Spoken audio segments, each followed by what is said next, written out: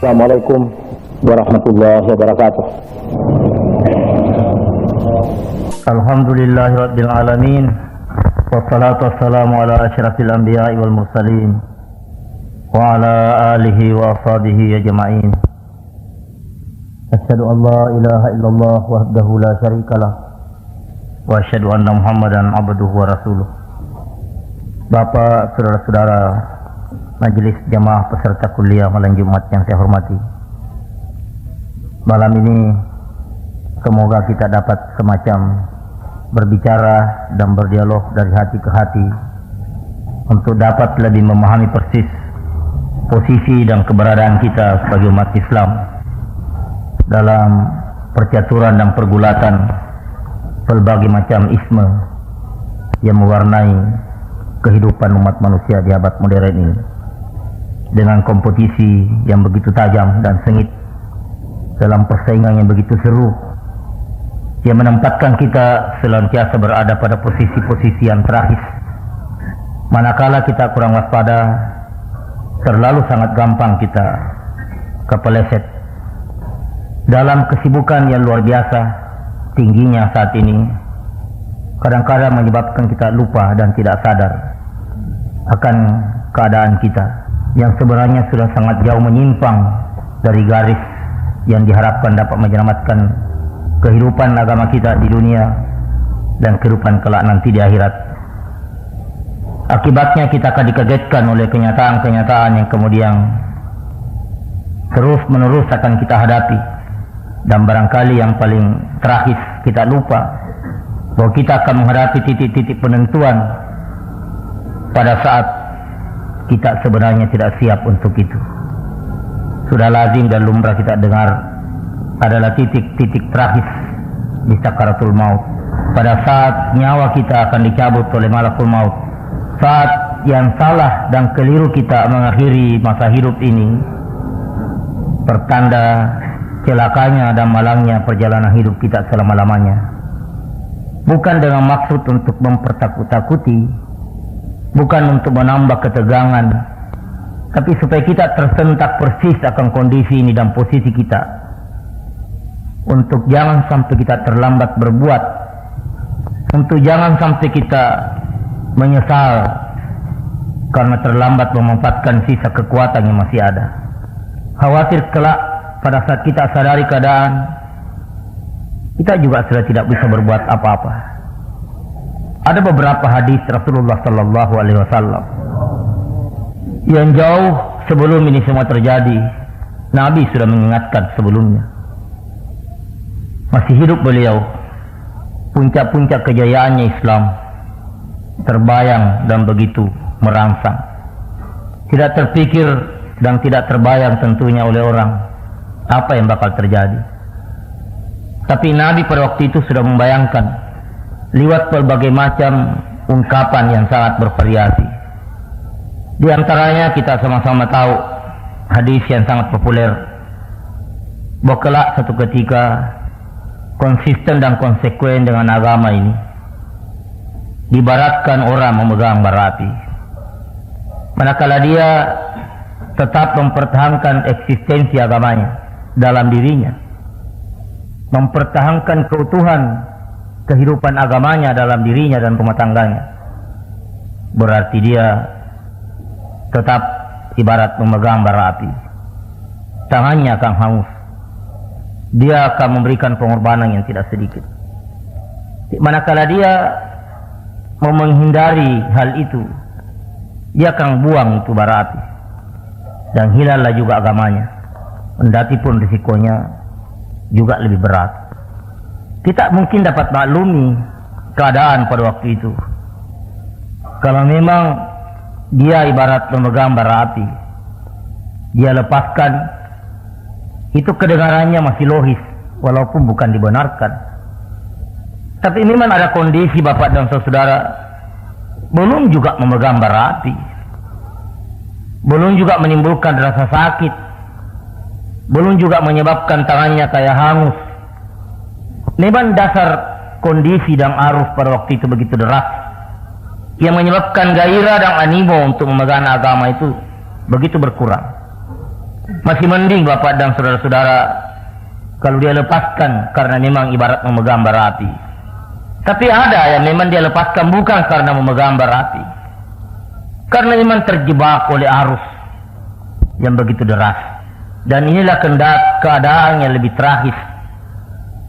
Barangkali kita mulai dapat rasakan sekarang.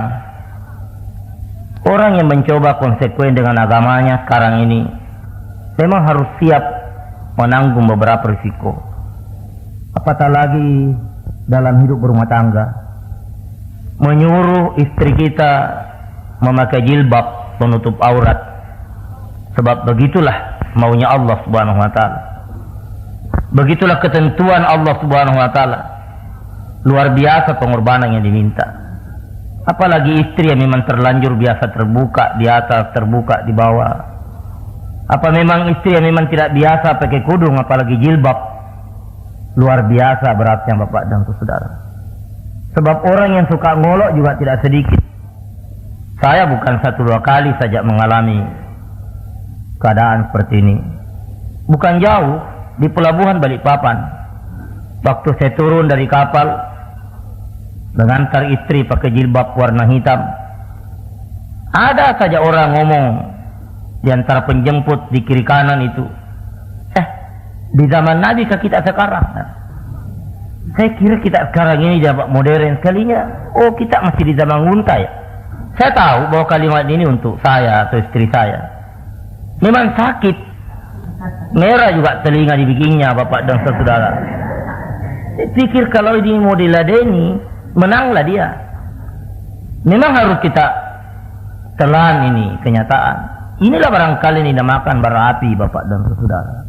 Ini baru dari segi berbusana. Belum lagi hal-hal yang lain yang tentunya kita sama-sama alami dalam kehidupan ini. Dan kalau dirinci terlalu banyak orang yang tersinggung, termasuk di antara kita ini sendiri. Mari kita kembangkan sendiri betapa tidak gampangnya sekarang ini kita menegakkan agama dalam diri kita, kehidupan kita. Ya, bukan gampang. Kalau sementara kita menerima tamu, lagi asyik-asyiknya ngomong, tamu itu kebetulan status sosialnya lebih tinggi dari kita, katakanlah kepala bagian kita, apalagi kalau kepala kantor kita, apalagi kalau kepala kampung kita, apalagi kalau bos kita, rekanan kita yang memberi keuntungan kepada perusahaan kita cukup besar, tiba-tiba azan, dan dia memang bukan ahlul masjid, tidak bergerak kelihatan tanda-tanda di dalam dirinya bahwa dia mau pergi salat. Kita juga mau bilang kita salat dulu pak, khawatir kalau memang dia tidak ada gairah untuk salat dan terus dia pamit pulang dan hilanglah kontrak yang mau ditandatangani. Pikir-pikir keuntungannya tidak sedikit, jutaan. Kita berada dalam satu jebakan dilematis. Mencoba mengatakan apa boleh buat pak, saya harus pergi salat. Saya pernah coba hal ini. Saya kedatangan tamu orang kaya. Ya, dia deretan 10 besar barangkali di Balikpapan ini. Memang saya tahu dia bukan ahli masjid.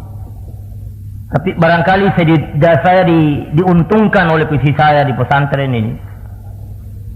Di Karambugit tentu tidak mungkin dikamat kalau dia tahu bahwa saya ada.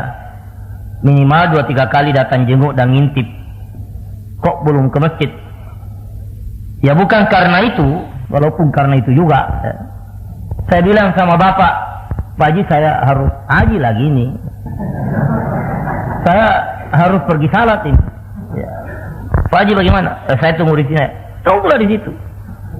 Memang juga dengan perasaan yang jelas tidak enak. Di kantor saya, di tempat saya di atas tidak ada orang lain. Dan tentu bagaimana jadinya kalau saya pergi salat terus dia juga pergi sendirian di belakang? Tidak mungkin dia kunci, dan kalau saya kunci rumah dia ada di dalam, apa jadinya? Cukup banyak gangguan setan lewat pikiran. Tapi alhamdulillah sempat lolos. Tapi saya bisa bayangkan kesulitan yang dialami oleh teman-teman dan umat Islam kalau diperhadapkan dengan kenyataan ini. Tidak gampang mengatakan silakan dulu pak, saya ke masjid dulu. Apalagi kalau tamunya itu kurang meyakinkan kejujurannya, disikat habislah itu barang-barang berharga di rumah, Dan yang paling repot kalau yang kita tinggalkan di rumah cuma istri kita dan tamu kita laki-laki, meragukan lagi. Saya ke masjid dulu Bapak dengan istri saya di rumah. Nauzubillahi min dzalik Bapak dan saudara. Apa jadinya? Mungkin sambil ruku dia sudah salam, Assalamualaikum, karena mengingat keadaan di rumah yang tidak menolong. Kesulitan ini dapat kita bayangkan pada sektor-sektor yang lain. Sementara ada upacara resmi di kantor, tiba waktu salat untuk meninggalkan acara itu ibarat memegang bara api. Pada saat Nabi masih hidup, ini sudah dibayangkan Bapak dan saudara, mempersiapsiagakan mental umatnya untuk menghadapi kemungkinan itu. Dan barangkali keadaan itu sudah seperti yang sekarang ini. Di hadis yang lain dengan panjang lebar Rasulullah sallallahu alaihi wasallam pernah berbincang-bincang dengan para sahabatnya, membayangkan satu keadaan yang sangat tidak menguntungkan. Sampai-sampai ada sahabat yang bertanya, masihkah kira ada keadaan yang lebih jelek daripada itu ya Rasulullah? Nabi mengatakan masih ada yang lebih jelek lagi daripada itu. Pada membelalak mata para sahabat. Sesudah dia, bagaimana keadaan itu ya Rasulullah? Dijelaskan. Ada lagi yang ngomong, masih ada yang lebih jelek, masih ada. Hampir sahabat tidak mulai bertanya, sebab khawatir kalau masih ada lagi. Tapi dilanjutkan pertanyaan itu dengan kalimat yang sama. Sesudah itu ya Rasulullah, masih ada lagi yang jelek? Masih ada. Diterangkan lagi. Terakhir sahabat bertanya, jadi apa yang kami harus lakukan pada waktu itu?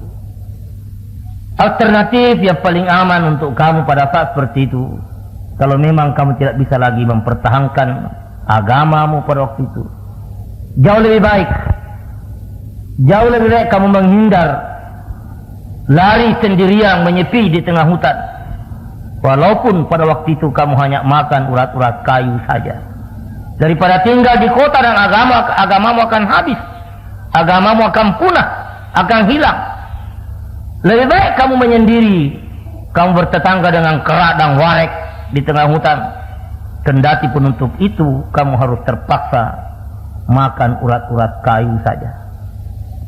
Logikanya Bapak dan saudara, ada keadaan Nabi sudah bayangkan mempertahankan keutuhan ajaran agama, nilai agama, eksistensi agama dalam diri kita begitu berat, sampai Nabi membayangkan alternatif yang paling jelek, yang paling mengurangi kualitas kekhalifahan kita, kualitas kadar iman kita. Sebab jangankan menghindari, tidak menegur maksiat saja dengan tangan, dengan mulut, tidak menegur saja dengan hati, itu sudah adhaful iman. Ini bukan lagi menegur dengan meninggalkan, menyingkir, menyendiri, lari, menyepi ke tengah hutan. Saking kejamnya dan saking sadisnya keadaan di tengah-tengah masyarakat pada waktu itu.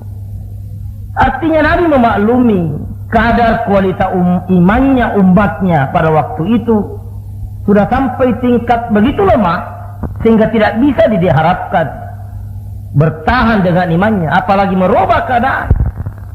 Alternatif yang paling baik bagi umat yang memiliki iman yang begitu lemah pada waktu itu, menyingkir ke tengah hutan, hidup menyepi, menyelamatkan imannya Bapak dan saudara-saudara, daripada membiarkan dia berada di tengah-tengah masyarakat.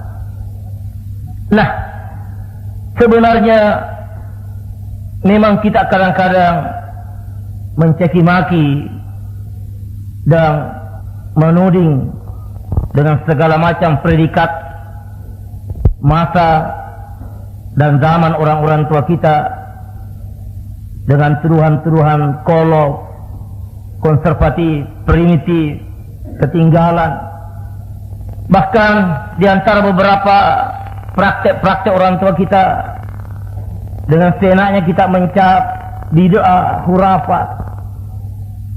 Tapi kalau kita membandingkan dengan cara kita mengamankan agama pada diri kita pada saat serbuan sudah begini ganas, pelan-pelan sebenarnya kita harus angkat topi. Saya tidak melihat dari segi syariatnya, saya tidak melihat dari segi ibadahnya, Saya melihat dari segi taktiknya dan kiat orang tua kita memelihara nilai agama itu. Dengan kemampuan orang tua kita menghidupkan beberapa tradisi-tradisi keagamaan yang menjebak umat kita senantiasa terlibat di dalam kesibukan kegiatan keagamaan yang memiliki intensitas yang cukup tinggi. Orang tua kita dahulu, Bapak dan Saudara,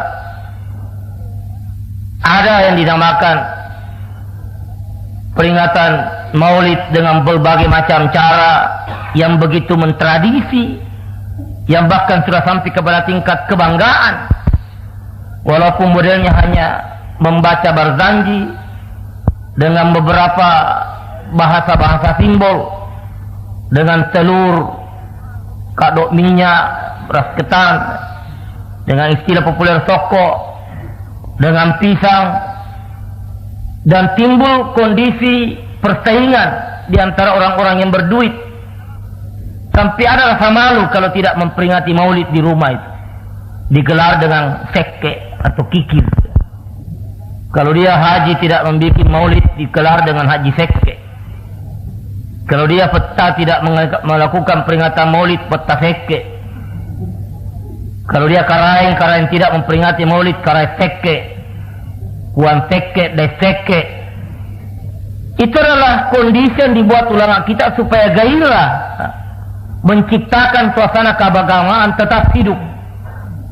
Walaupun pun kemudian memang ada yang over dan menyalahi beberapa kaidah-kaidah agama itu sendiri.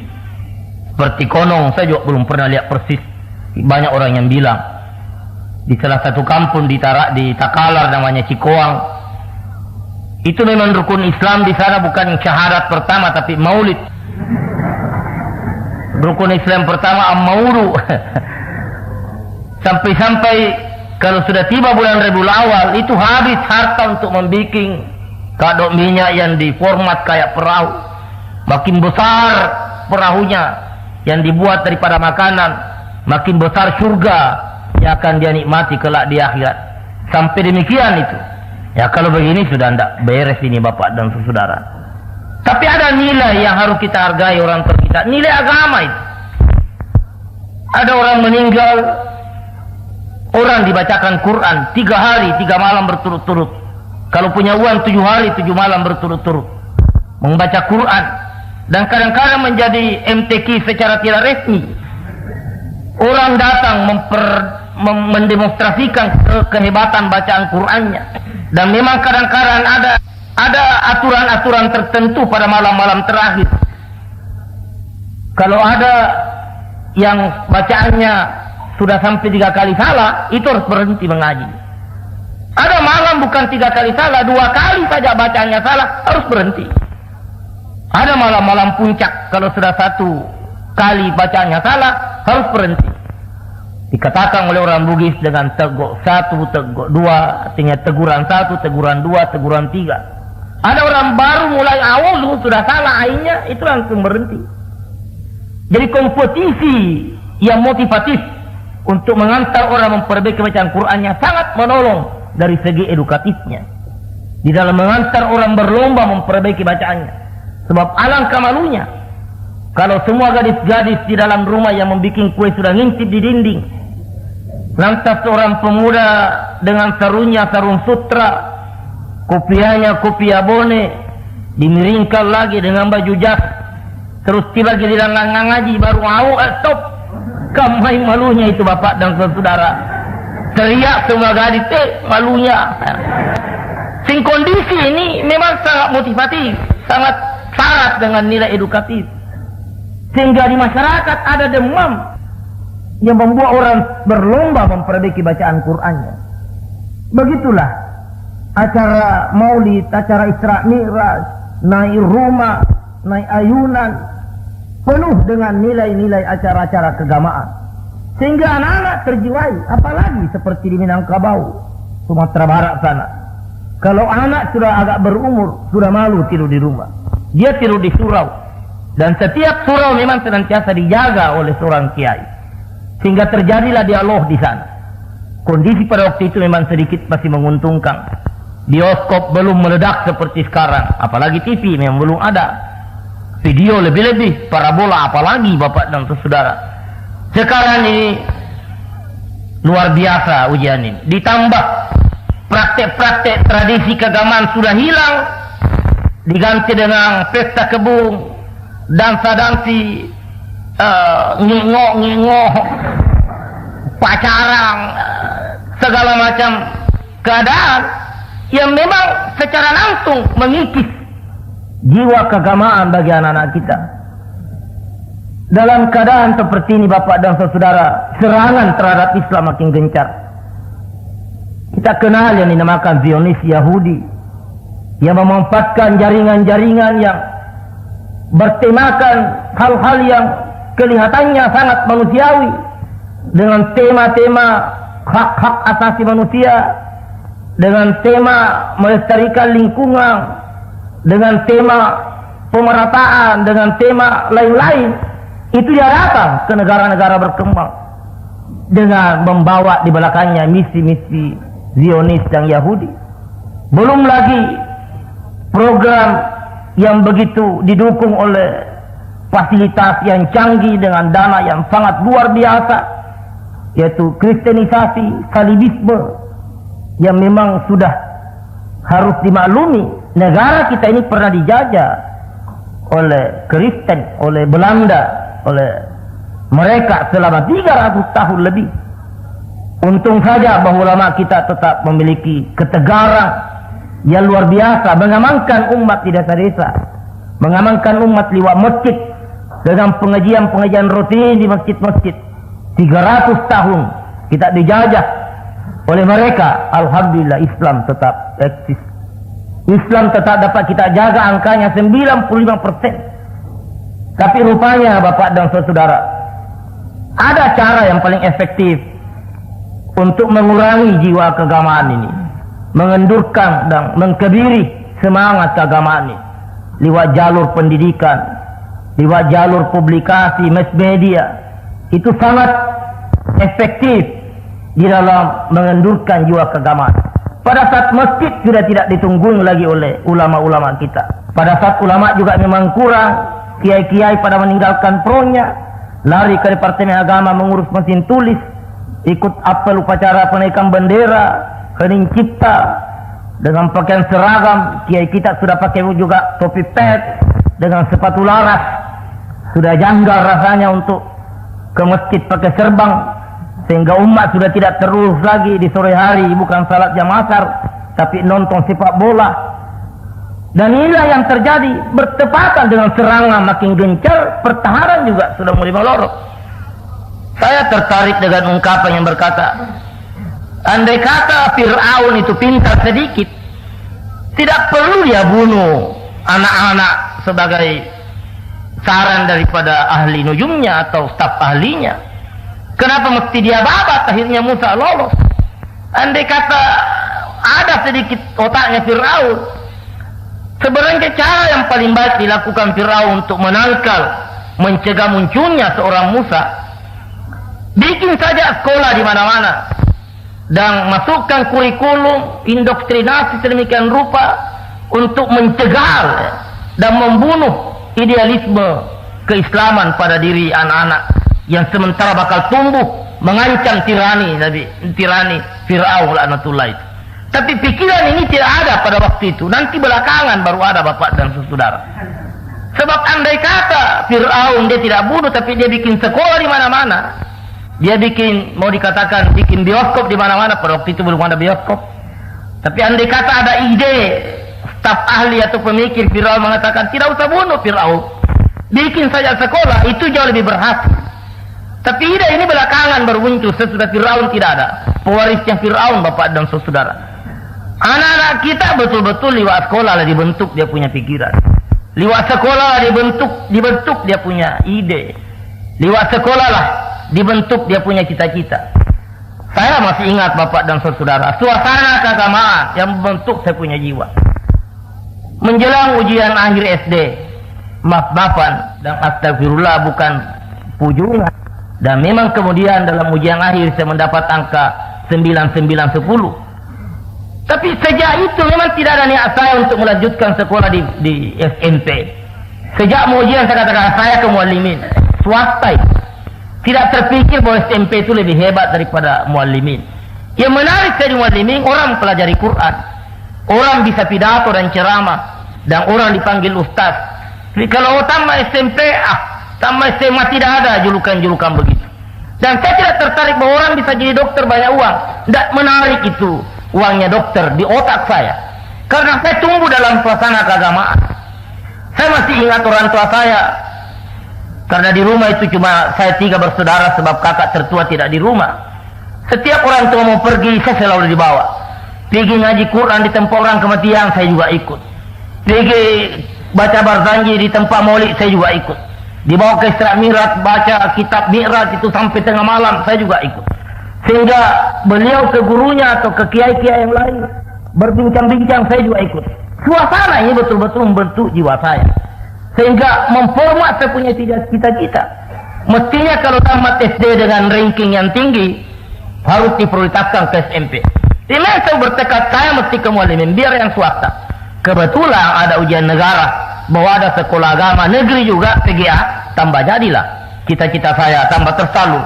Ini karena melalui pendidikan.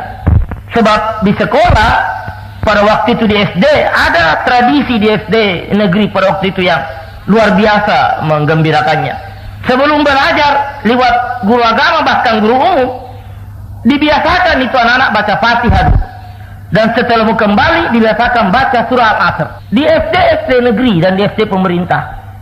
Bahkan bapak dan saudara, ada hari-hari tertentu murid-murid SD disuruh bertanding pidato dengan materi-materi pidato yang bersifat keagamaan. Ini tidak sedikit pengaruhnya di dalam bentuk kejiwaan. Tapi anak-anak kita sekarang di rumah dibentuk oleh TVRI, oleh TPI yang goyang-goyang pinggul kiri kanan. Ada kesan begitu, tidak terlalu tertarik lagi dengan surga. Apa namanya ini Pak kalau sudah begini ini? Tidak takut kepada neraka, tidak tertarik lagi kepada surga. Itu sama maknanya dengan menganggap Allah Subhanahu wa taala itu pembualan. Istilah anak sekarang ini dongeng. Seolah-olah ayahnya Tuhan itu dongeng melulu bapak dan saudara. Tidak ada lagi rasa tertarik kita kepada surga. Dan tidak ada lagi rasa takut kepada neraka. Masihkah ada bentuk kelunturan iman lebih parah daripada ini bapak dan saudara? Yang dinamakan bersedekah semoga masuk surga dianggap itu akal-akalannya saja Pak Kiai. Apalagi orang-orang pesantren adalah cuma mau disumbang aja itu. Sampai di mana lagi dia cari-cari ayat yang begitu. Dan tidak ada rangsangan dalam diri kita itu. Tidak terangsang lagi. Sebab inilah kenyataan, inilah realita. Sebab bukan saja kita diserbu oleh Zionis, oleh arus program kristenisasi yang begitu canggih, didukung oleh dana yang luar biasa bapak dan saudara-saudara. Bukan saja oleh komunis betul bubar secara organisatoris konstitusional memang tidak ada lagi ceritanya, tapi secara ideologis bapak dan saudara kehidupan ladinia itu justru sementara didukung oleh orang-orang Islam sendiri dengan tidak disadari. Kita juga berhadapan sekarang dengan apa yang dinamakan sekularisasi yang memisahkan persoalan agama dengan persoalan keduniaan yang sebenarnya adalah komunis juga dalam warna merah yang agak redup, tidak terlalu terang tapi merah juga. Artinya konotasi pegangan landasan hidupnya juga menganggap Allah Tuhan itu hanya sekedar berita kosong saja, dan ancaman-ancaman Allah, janji-janji Allah itu juga adalah dongeng saja. Inilah kehidupan sekularisasi yang sementara ditanamkan dalam diri kita. Maka tidak takutlah istri kita berjalan tanpa menutup aurat, tidak merasa rugilah kita kalau tidak ke masjid salat, dan kita menganggap kalau ada permintaan sumbangan dan kita tidak menyumbang, kita menganggap diri lolos dan selamat, bahwa alhamdulillah tarekat saya untung tidak tergoda oleh permintaan sumbangan, dan kita tidak tertarik lagi dengan gerakan-gerakan keislaman. Padahal bapak dan saudara, kita sudah berada di tubir kehancuran sebenarnya. Karenanya kita perlu meningkatkan kewaspadaan, sebab kita sudah berada dalam titik yang sangat kritis, dalam kondisi yang sangat mengerikan ini. Sedikit saja lagi memang tidak ada lagi agama di dalam diri kita. Bukan mengulang-ulang, tapi tidak ada salahnya kita selalu menyegarkan. Memang Rasulullah Sallallahu Alaihi Wasallam ada mengingatkan kepada kita Akan datangnya satu zaman Islam itu tidak lebih daripada sekedar tinggal nama saja lagi. Sa'ati alaikum zaman la yabqa minal Islam illa ismuhu. Pada waktu itu Islam ini hanya sekedar nama saja. Sedikit saja lagi nampaknya dan rasanya keislaman kita tidak lebih daripada sekedar nama saja. Sudah begitu rapuh rasanya iman kita, Bapak dan Saudara. Begitu gencar, begitu semangat, begitu entusias kita menerangkan salah lain. Tapi begitu malas, begitu berat kita salah lain. Apalagi namanya ini kalau imam berada, kalau tidak berada dalam tingkat kekuatan yang sangat lemah, Bapak dan Saudara. Begitu banyak janji-janji Allah yang merangsang, yang hendaknya merupakan satu motivasi yang paling kuat. Tapi kita tetap tidak bergeming. Kita tetap tidak tergerak untuk itu. Karena memang kualitas kondisi iman kita begitu lemah. Artinya turun lagi sedikit, sudah memang tidak ada lagi. Yang ada tinggal nama saja. Mari kita sadar, bahwa jangan anggap sepele. Kalau toh di pesantren ini ditekankan untuk minimal kalau pergi salat berjamaah pakai gamis. Sebab itu adalah satu upaya untuk menyentakkan perasaan bahwa kita masih ada, kita masih Islam ini. Dengan melihat teman-teman juga pakai gamis, kita juga pakai gamis, terciptalah suasana yang lebih sakral, lebih kudus, lebih syahdu di dalam masjid untuk sama-sama menghadap kepada Allah Subhanahu wa taala 5 kali sehari semalam. Itu secara psikologis memang masih ada pengaruhnya. Terasa bahwa kita masih bisa melawan. Kita belum habis ditelan oleh arus modernisasi yang westernisasi. Kita belum ditelan oleh arus sekularisasi, kehidupan ladininya yang tidak mengandung dan tidak menghargai lagi nilai-nilai keagamaan. Kita masih eksis, kita masih tegar lewat busana ini. Kita masih datang ke masjid 5 kali sehari semalam. Dan karenanya juga malam Jumat ini, Bapak dan Saudara, minimal inilah yang kita bisa lakukan sebagai wujud perlawanan. Bahwa kita belum hanyut juga ditelan oleh TV, belum hanyut oleh dansa-dansi, walaupun terbatas hanya sampai kepada tingkat menonton. Tapi kalau sudah asyik ditelan oleh menonton, lama-lama timbul di pikiran, sekali-sekali juga rasain dong. Akhirnya juga cari-cari di mana ada tempat dansa kalau malam Jumat. Dan akhirnya akan dijebak kita terus-menerus begitu, Bapak dan Saudara. Strategi musuh kita sekarang kompak antara Zionis, sekuler dengan westernisasi, dengan kristenisasi dan gerakan-gerakan yang lain, Bapak dan Saudara. Bermunculan beberapa aliran-aliran di bidang ilmu sosiologi, psikologi, politik dan lain-lain yang semuanya benar menjadikan Islam ini sebagai musuh. Saya pernah tanya seorang pemikir atau intelektual di negara ini yang masuk dalam kategori yang cukup berperanan. Saya tanya, kenapa sih Pak begitu keadaannya? Kenapa umat Islam ini selalu saja rasanya dicurigai dan di mana-mana begitu? Ya, katakanlah saudara, umat Islam di Filipina, umat Islam di Indonesia sendiri, demikian juga di negara-negara lain. Kenapa? Bila Anda harus tahu bahwa Islam itu adalah agama yang lengkap, yang punya konsep yang lengkap, yang bisa berbicara pada semua bidang kehidupan. Berbicara tentang Islam, berbicara tentang negara Islam, konsep. Berbicara tentang ekonomi, Islam punya konsep. Berbicara tentang sosial, Islam punya konsep. Bicara tentang pendidikan, Islam punya konsep. Sehingga bagaimanapun juga Islam selalu tampil sebagai ancaman. Artinya setiap saat Islam memang bisa berkuasa. Setiap saat Islam bisa tampil mengambil alih kekuasaan. Itulah sebabnya Islam itu memang ancaman. Jadi Anda harus mengerti, kalau yang paling dibenci oleh komunis ya Islam, yang paling dimusuhi oleh Kristen ya Islam, yang paling dimusuhi oleh Zionis Yahudi adalah Islam. Itulah nasib Islam, Bapak dan Saudara. Karena dia memang merupakan satu kekuatan yang setiap saat menawarkan sesuatu yang paling baik daripada yang sudah dinikmati oleh orang lain. Saya juga pernah tanya oleh orang-orang yang pernah di Katolik, yang pernah tinggal di asrama Katolik, kenapa sih orang-orang Katolik itu asyik betul dengan Katoliknya, asyik betul dengan agamanya?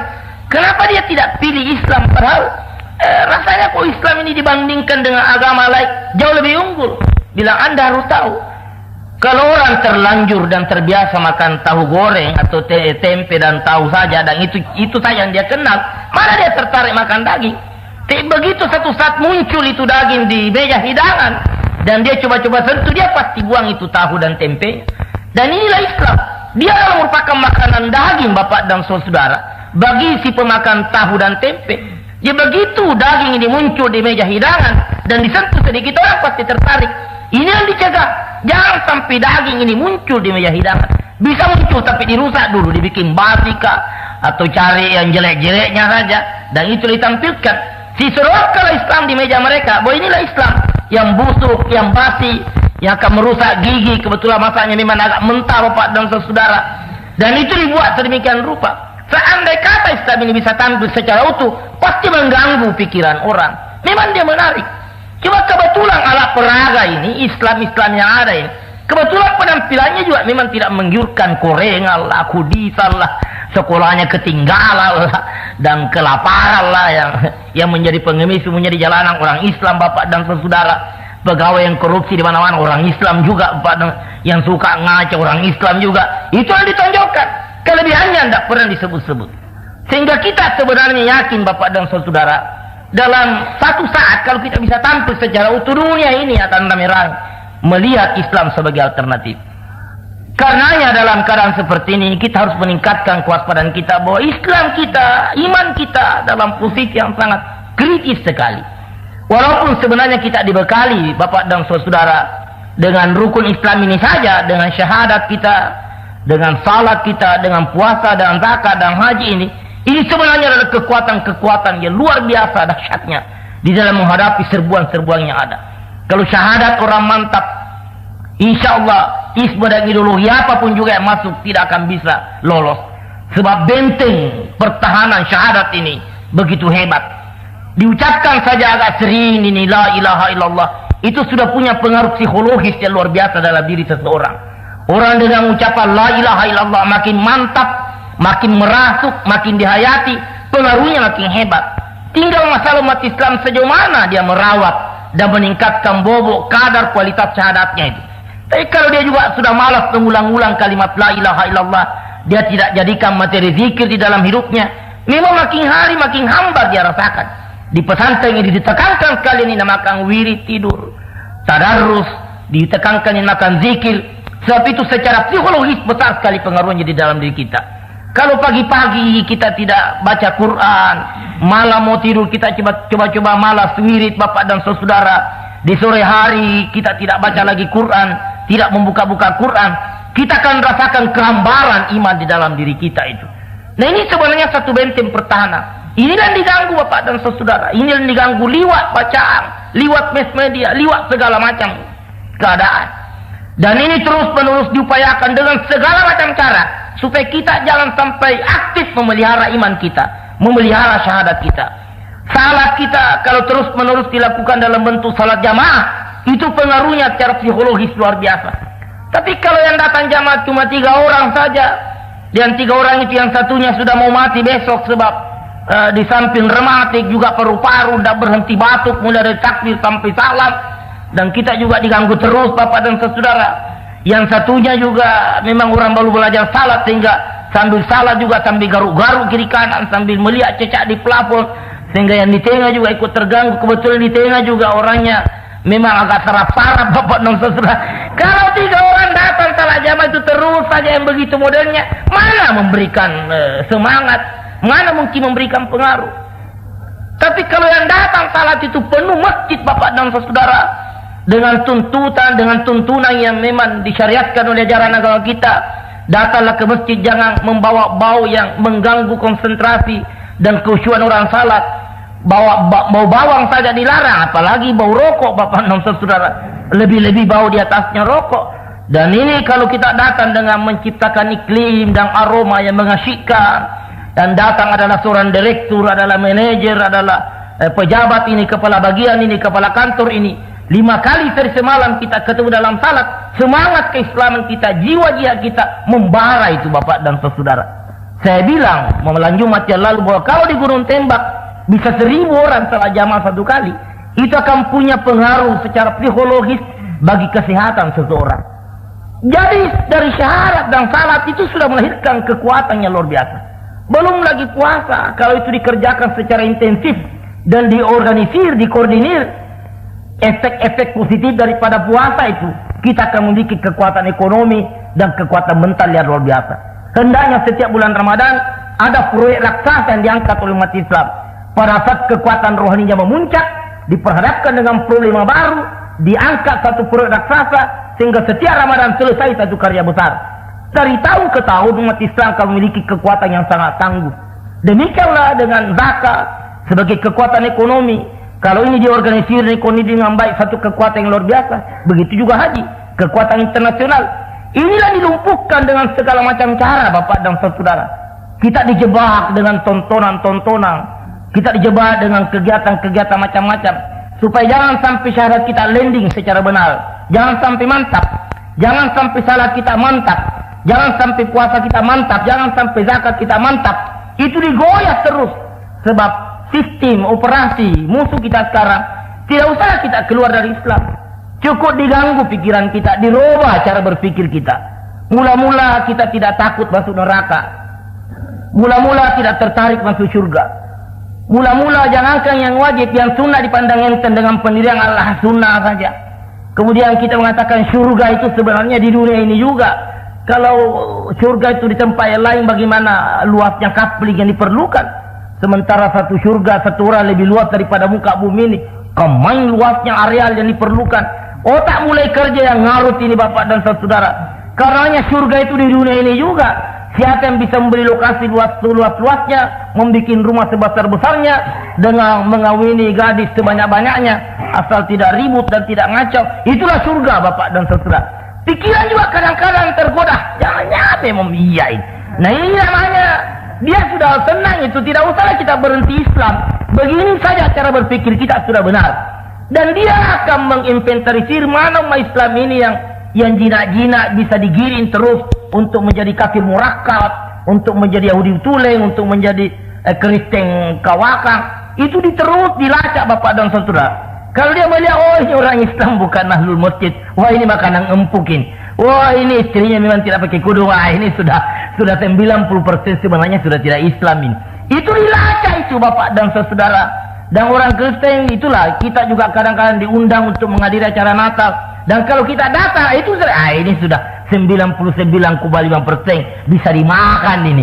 Walaupun kita hanya sekedar mengucapkan selamat Natal, walaupun kita hanya sekedar mengirim kartu Natal, itu sudah jadi catatan dalam buku pentingnya bahwa ini sudah makanan empuk ini.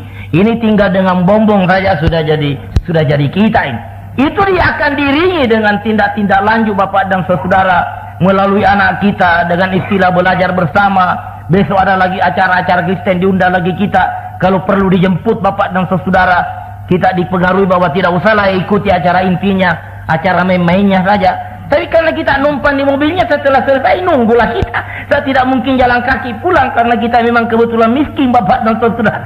Nunggulah kita terjebak juga lagi Bapak dan kebetulan dalam kondisi iman kita begitu rapuh, dalam kondisi iman kita begitu tidak kuat, sudah begitu lemah, sudah hampir tidak bisa lagi tegak, tinggal namanya yang ada. Ini kerja yang betul kita. Karenanya menyadari keadaan yang seperti ini Bapak dan Saudara, peringatan-peringatan Allah Subhanahu wa taala harus disadari bahwa wala talbisul haq bil batil, jangan campur baur yang hak dengan kebatilan. Dalam kondisi iman seperti ini bukan lagi mencampur baur yang hak dengan kebatilan, tapi memang menyembunyikan kebenaran dan kebatilan seluruhnya yang ditampilkan pada diri kita Bapak dan Saudara. Buktinya tidak mau lagi salat jamaah dan alasannya macam-macam, tapi kalau Natal hadir begitu aktif, pakai baju yang paling baru Bapak dan Saudara, keluarkan biaya. Inilah yang memang dikhawatirkan oleh Allah Subhanahu wa taala. Sehingga ulama-ulama kita mengatakan sepakat untuk selalu menyegarkan peringatan Rasulullah sallallahu alaihi wasallam, man tasyabbah biqaumin fa huwa minhum. Barang siapa menyerupai satu kaum, maka dia juga adalah termasuk kaum itu. Karenanya di Aceh dan di Sumatera Barat pada awal mula orang-orang Islam memakai pentalong atau celana panjang untuk membedakan bahwa ini orang Islam dan ini orang predengker, ini orang Kristen. Di samping pakai pentalong atau celana panjang, dia lilitkan lagi sarung di badannya untuk menunjukkan bahwa dia tetap Islam. Sehingga kita lihatlah pakaian tradisi mereka, pakai celana tapi pakai sarung lagi dililit di tengah. Itu sekedar menghindari man tasyabbah biqaumin fa huwa minhum. Nah, kalau dalam kondisi iman kita seperti ini, hadir lagi di acara Natal, itu peluangnya untuk kita keluar dari Islam secara pelan-pelan terlalu besar. Dan minimal anak kita, kalau diboyong anak kita yang memang suka melihat macam-macam, dia lihat pohon Natal dengan lampu yang berwarna-warni, Ada lagi kartu Natal dari Haji Lanturege, digantung di pohon Natal itu bahwa selamat Natal dari Haji Talesang atau Haji Langkodi. Itu akan lebih mempengaruhi lagi jiwanya anak. Ada juga kartu Natal dari Pak Haji, dari Haji Talesang atau Haji dari Haji dan Paroto atau dari Haji Lanturege. Ini mempengaruhi bapak dan saudara, dan itu sengaja dipajang di depan dalam rangka berhati-hati dan sadar akan kondisi iman kita sebagai wujud keprihatinan, sebagai wujud rasa cinta kita, khususnya saya pribadi kepada bapak dan saudara. Jangan dianggap main-main yang begini. Tidak menghadiri acara Natal saja iman kita sudah kayak begini rapuhnya bapak dan saudara. Sudah sulit datang salat jamaah, kikirnya menyumbang di celengan malam Jumat dan di masjid sudah paling hebat di seluruh dunia bapak dan saudara. Lebih banyak tidak berhenti daripada berhentinya. Dan bukan berarti tidak ada. Wah, memang itulah iman kita bapak dan saudara. Memang itulah iman kita yang perlu dilakukan sekarang. Faida fakta fansab wa ila rabbika farghab. Libatkan diri dalam kesibukan mengurus Islam ini terus menerus. Jangan berhenti terlibat di dalam kegiatan jihad bapak dan saudara. Saya memohon kepada Allah Subhanahu wa taala, mudah-mudahan didukung juga doa oleh bapak dan saudara. Mudah-mudahan kita bisa menemukan sistem pengajian malam Jumat yang tidak sekedar begini, tapi hendaknya setiap malam Jumat ada komando-komando, ada order-order, ada tugas-tugas tertentu yang kita hendaknya selesaikan dalam minggu ini, sehingga setiap malam Jumat kita pulang dengan satu tugas jihad, dengan satu kewajiban, sehingga fizah farat tafansab, apabila selesai satu tugas angkat lagi tugas yang lain. Sebab dua kekuatan maharaksasa di dalam diri kita bapak dan saudara. Yang pertama iman. Iman itu adalah kekuatan yang maha hebat bapak dan saudara. Iman itu adalah kekuatan yang luar biasa dahsyatnya. Kita mendapatkan informasi dalam Al-Quran. Dengan imanlah Nabi Ibrahim sendirian menghancurkan Namrud. Dengan imanlah Nabi Musa yang hanya beberapa orang anggotanya menghancurkan Fir'aun. Bahkan yang lebih fantastis, dengan iman Ashabul Kahfi, dia tidur, dia bisa rontokkan penguasa yang zalim pada waktu itu. Hanya tidur bapak dan saudara. Tapi dia dengan iman dia tidur, dia memiliki kekuatan yang luar biasa dan mampu bertahan. Indikator bahwa kesehatannya baik sekali. Orang yang suka tidur satu tanda bahwa dia sehat itu bapak dan saudara. Tapi kalau tidur terus, ini kalau tidak dengan iman itu adalah yang pekerjaan yang paling tidak efektif. Tapi kalau dia tidur dengan iman, dia tumbangkan itu tirani kezaliman dan dia masih bangun dengan perasaan tegas. Kalau dengan iman. Nah kita kalau memang kita punya iman, mestinya kita juga mampu mengangkat karya-karya raksasa. Sedangkan tidur bisa menumbangkan kedaliman dan kebatilan, apalagi kalau tidak tidur. Dan tentu bapak dan saudara, setiap peserta kuliah malam Jumat datang dengan imannya dan pulang dengan tambahan kekuatan iman. Berarti kerja kayak apapun beratnya, insya Allah dengan iman dia dapat selesaikan. Dan yang kedua, kita punya Quran ini bapak dan saudara, kita punya Quran. Quran ini mujizat. Dan kalau kita bekerja menurut program Quran yang kita kerjakan, bukan program susunan otak manusia. Kita bekerja menurut program yang telah ditentukan oleh Allah Subhanahu wa taala. Kita akan lihat satu keajaiban di sana. Apa ini namakan mujizat? Perbandingannya tongkat Nabi Musa itu mujizat. Dia pukulkan bapak dan saudara bisa menjadi ular yang lebih besar daripada ularnya ahli sihir. Sebab itulah mujizat. Dia akan menjelma menjadi kekuatan sesuai dengan tuntutan tantangan yang ada pada waktu itu. Pada saat dia kepepet karena menghadapi laut, dikejar oleh Firaun, dipukulkan tongkatnya, terbelah lautan itu. Dia bisa menyeberang. Itulah mujizat. Quran bapak dan saudara adalah mujizat. Memiliki kadar kekuatan lebih hebat daripada tongkatnya Nabi Musa. Dengan Quran ini kita bisa menciptakan keajaiban. Dengan iman kita, dengan Quran ini, dua keajaiban, dua keberakan yang bisa kita lakukan. Belum lagi kalau ini kita berjamaah. Artinya kita berada dalam satu garis komando. Yadullah fawqa jamaah. Tangan Allah di atas jamaah. Allah menawarkan bantuannya, janjinya secara langsung memberikan kekuatan kepada kita. Kalau kita berjamaah, ini kekuatan bersusun, kekuatan demi kekuatan, terlalu banyak yang dapat kita lakukan. Sehingga dengan demikian insya Allah dengan Natalan kita tidak akan tergoda, dengan acara Natal kita tidak akan terganggu. Tapi kalau memang kerja kita cuma berfoya-foya saja, leha-leha saja, nonton TV saja, nonton bioskop, video, apalagi ada antena parabola, tambah membelalak mata kita, melihat macam-macam yang ditampilkan bapak dan saudara. Datang undangan Natal, habislah sudah. Kebetulan memang senang datang juga, dicatat lagi, ini sudah masa empuk ini. Akan dijebaklah kita dengan beberapa acara-acara lanjutan. Kasihan nasib kita kalau kita tidak meningkatkan kewaspadaan kita. Justru karenanya Bapak dan Saudara, mari kita sibukkan diri mengurus Islam ini. Dengan berhati-hati tidak mengikuti acara-acara yang dikhawatirkan bisa menggoda kita. Saya tertarik dengan peringatan Allah Subhanahu wa taala untuk kita sadari pada saat orang-orang Islam berada dalam neraka. Sebab yang tidak Islam ini tentu tidak terlalu perlu diusut macam-macam. Setelah Islam yang ada dalam neraka ini termasuk Pak Haji dan ustaz-ustaznya ada di dalam neraka, datanglah malaikat yang ditugaskan oleh Allah Subhanahu wa taala, coba dialog dengan mereka, diusut. Ma falakakum fi sakar? Kenapa kamu ada di dalam? Kenapa monyong? Ente ada juga di dalam neraka ini. Kenapa? Lam naku minal musallin, karena saya sudah termasuk orang yang malas salat. Minimal saya malas salat jamaah. Walam naku nut'imul miskin, dan saya juga sudah mulai kikir tidak memberikan makanan kepada orang-orang miskin. Wa kunna nahudu ma'al khaidin, dan saya sering sekali terjebak dan terlibat di dalam acara-acara dan perbincangan-perbincangan yang tidak efektif menurut pandangan Islam, untuk acara-acara yang sifatnya hanya hura-hura dan caci maki, dan saya ada di sana. Bayangkan Bapak dan Saudara, yang begini pun menyebabkan dia masuk neraka. Tentu saja bukan karena sekedar ikut di dalam acara, melakukan hal-hal yang menurut pandangan Islam adalah sia-sia, yang menurut pandangan Allah Subhanahu wa taala jadinya dan hasilnya adalah ngolok-ngolok dan mencaci maki Rasulullah sallallahu alaihi wasallam. Apalagi dikaitkan dengan Natal yang intinya adalah acara untuk menghormati dan memperingati kelahiran Isa sebagai anak Allah. Kehadiran kita di sana setidak-tidaknya mendukung materi konotasi acara itu, bahwa memang Isa anak Allah Subhanahu wa taala. Dan ini ucapan begini sangat membuat Allah tersinggung Bapak dan Saudara. Sampai dibayangkan di ayat lain, kalau sampai ada yang selalu berkata bahwa ada anak Allah, itu kayak mau retak ini langit Bapak dan Saudara. Dan barangkali itulah sekarang sampai lapisan ozon makin lebar bobolnya, dan bumi ini akan bergoncang sampai gunung Pinatubo di Filipina begitu dahsyat waktu dia meledak.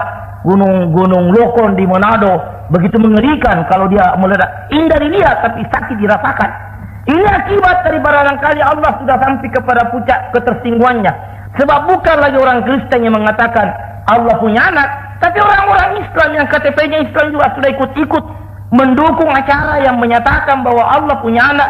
Minimal Isa itu adalah anak Allah Subhanahu wa taala.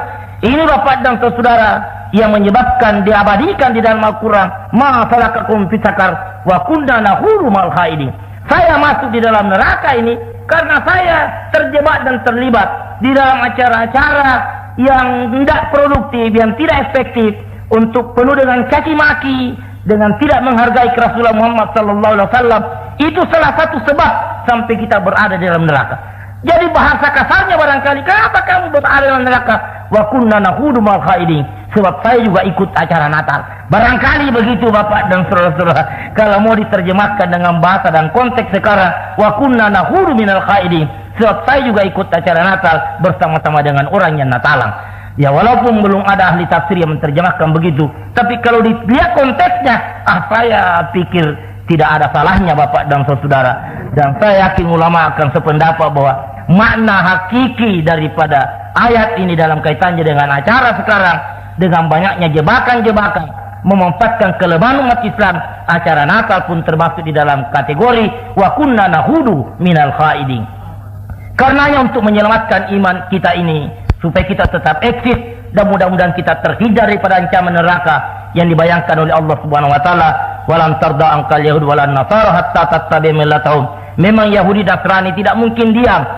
Segala macam cara akan dia lakukan untuk menjebak kita terlibat di dalam acaranya, upacaranya, dan kegiatan-kegiatannya sampai kita menjadi orang seperti dia. Atas dasar itulah Majelis Ulama Kota Made Balikpapan mengeluarkan seruannya yang insyaallah akan disebarkan dalam waktu yang singkat ini, mengingatkan umat Islam untuk jangan sekali-kali menghadiri acara dan upacara Natal, sebab sudah dikeluarkan fatwa Majelis Ulama sejak tahun 81 yang lalu bahwa menghadiri Natal hukumnya haram Bapak dan Saudara. Dan yang kedua, diminta kepada penyelenggara Natal di gereja, di sekolah, di kantor-kantor, jangan sekali-sekali mengundang umat Islam menghadiri acara Natal, sebab undangan ini berarti menciptakan konflik batin di dalam diri umat Islam. menciptakan adanya kelompok pro dan kontra, yang suka menghadiri Natal mencap yang tidak menghadiri Natal sebagai orang yang kontra revolusi, tidak punya solidaritas, subversif, pengacau stabilitas apa segala macam.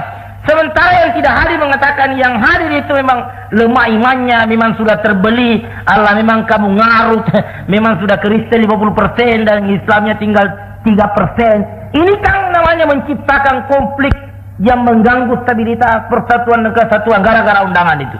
Belum lagi mentang-mentang kasihan umat kita begini nasibnya, malah salat, tidak mau pakai kudung, diundang lagi ke Natal. Ini kan namanya mendorong betul-betul orang ke lubang, mentang-mentang sudah dipinggit, tinggal ditiup saja masuk betul. Kasihan umat kita Bapak dan Saudara. Dalam kondisi begini labil, diganggu lagi, luar biasa sakitnya. Sehingga seluruh majelis ulama mengatakan undangan Anda kepada orang Islam berarti menciptakan konflik di antara umat Islam dan menciptakan apa yang dinamakan penderitaan batin Bapak dan Saudara. Satu krisis yang luar biasa sakitnya pada diri umat Islam. Tapi kita umat Islam sendiri harus tampil tegar Bapak dan Saudara. Biar satu gudang undangan di rumah, ambillah itu sebagai pembungkus tai ayam kalau mau dibuang, daripada mencoba hadir dan anak-anak kita yang paling kita kasihan membawa anak mengikuti acara Natal, berarti ada harapan anak kita besok akan jadi Kristen. Dan alangkah sakitnya dikala anaknya orang mendoakan orang tuanya, mudah-mudahan dikasihani Allah sebagaimana dia mengasihani kita di waktu kecil. Anak kita pergi haleluya di tempat-tempat yang lain, tidak juga mendoakan sehingga kuburan kita tambah gelap. Sebab salatnya anak kita, doanya anak kita melahirkan cahaya di dalam kuburan. Untuk itu marilah kita berdoa kepada Allah Subhanahu wa taala, mudah-mudahan waktu dan umur kita yang masih sisa ini lagi-lagi masih dapat kita gunakan untuk menumbuhkan kualitas, dosis dan kadar daripada iman kita, sehingga sempat kita mengerjakan sesuatu yang dilandasi dan dimotivir oleh iman dan akidah kita. A'udzubillahi minasyaitonirrajim. Bismillahirrahmanirrahim. Alhamdulillahirabbil alamin. Wassalatu wassalamu ala asyrafil anbiya'i wal mursalin wa ala alihi wa ashabihi ajmain. Allahumma qsim lana min khashyatika ma tahulu bi bainana wa baina ma'siyatik, wa min ta'atika ma tuballighuna bihi jannataka, wa minal yaqini ma tuhawwinu bihi alaina masaibad dunya. Allahumma mattina bi asma'ina wa basarina wa quwwatina ma ahyaytana waj'alhu warisa minna waj'al sarana alaman dalamana wansurna alaman adana wa la taj'al musibatana fi dinina wa la taj'alid dunya akbar hammina wa la mablagha ilmina wa la tusallit alaina man la yarhamuna wa la tusallit alaina man la yarhamuna wa la tusallit alaina man la yarhamuna. Amin amin amin ya rabbal alamin. Wa sallallahu ala Muhammadin wa ala alihi wa sahbihi ajmain. Subhana rabbika rabbil izzati amma yasifun wa salamun alal mursalin walhamdulillahi rabbil alamin. Wassalamualaikum warahmatullahi wabarakatuh.